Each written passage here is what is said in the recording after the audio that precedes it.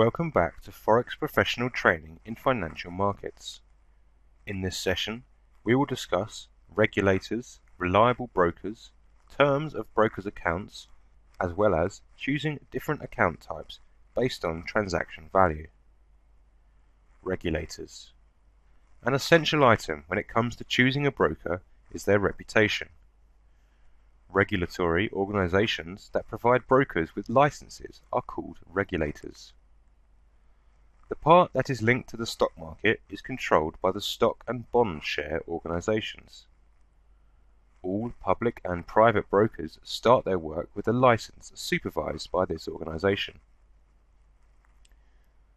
NFA, FCA, and CISEC. There are regulators all over the world who offer different licenses to companies that are working within financial markets.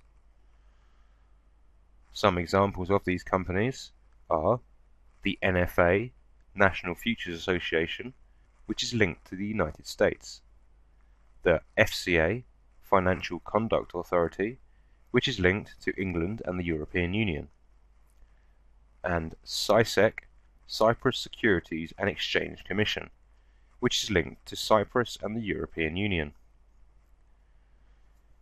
Every country has its own regulatory body, and regulators' liabilities are to provide brokers with licenses and monitor their activity.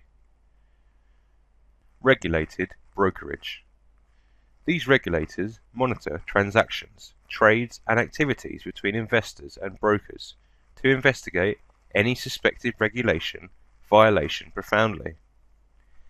Some regulated brokers that have been provided with a license are FX Pro, IronFX, PFOREX, and ICM brokers. More than 480 websites are working in financial markets from all around the world. Every month, some brokers are added to this list and some are removed, meaning parties must be careful and astute when choosing their brokers. You will be able to find brokers' license information on brokers' websites. You should also check if this information is valid. Most websites of such organizations will display the license information on the same page of their websites. Some brokers, like IronFX, have different regulators, and that is because the number of their customers is so high. Also, as you can see, they have offices all around the world. At the bottom of their page, you can see all different types of licenses that they require and possess. How to choose a broker. In order to select the correct broker for you, there are several things to consider. The broker must be regulated and have a valid license from their regulator or regulators.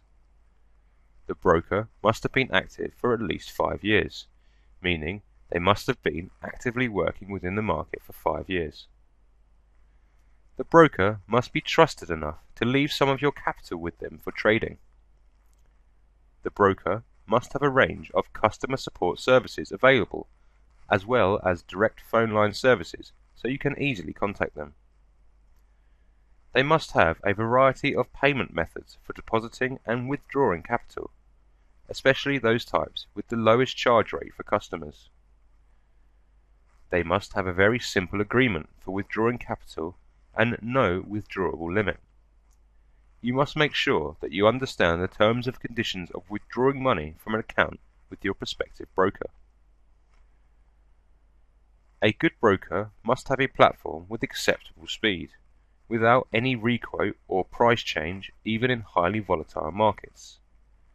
Some brokers do not permit their clients to place an order in a certain time and spot where market is highly volatile. The broker must be honest and transparent in business, which means the broker must not have any complaints or violations against regulations for depositing profit or any other activities. They must also have a base of clients who are happy with their services. If your broker fits all these criteria, then you can safely say that you have made the right choice. Choosing an account. Now it is time to choose the right account. There are many things to consider in choosing an account. You have to know the minimum required deposit to open any of the provided trading accounts, as well as available lot size on the certain trading account concerning your trading method. What is the highest and lowest leverage provided by the broker? What are the available symbols from this broker? How many and what types of trading accounts that broker offers, such as fixed account, floating account, ECN accounts, STP accounts, or NDD accounts. We will explore all of these accounts in detail in the following sessions.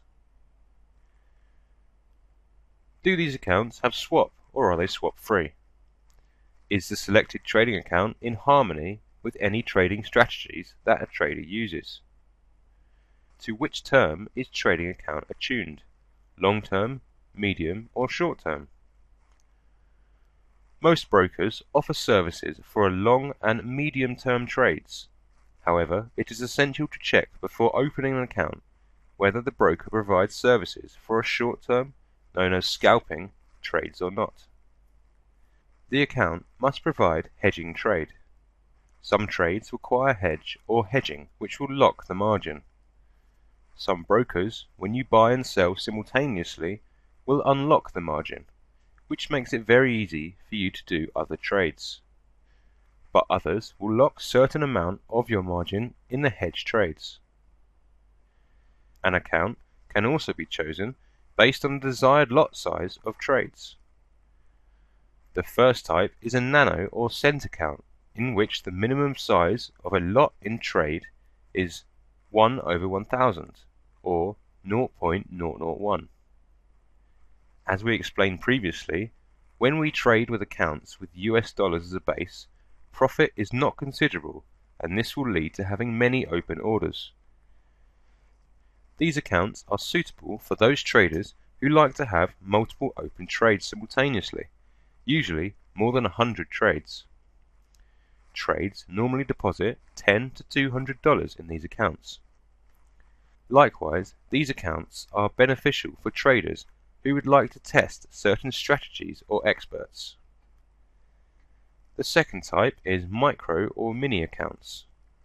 The lowest lot size you can trade in these accounts is 0.01 lot. They are usually convenient for beginners and parties who would like to have trades with high pip and do their trading with high risk. Parties usually invest between $50 to $200 in these accounts. The third type is a standard account. Lot size starts from 0.1 lot, and professional traders and investors with great deal of capital are attracted to these accounts. The minimum amount to invest in these accounts is $1,000. That concludes this session. Until next time and another session, take care.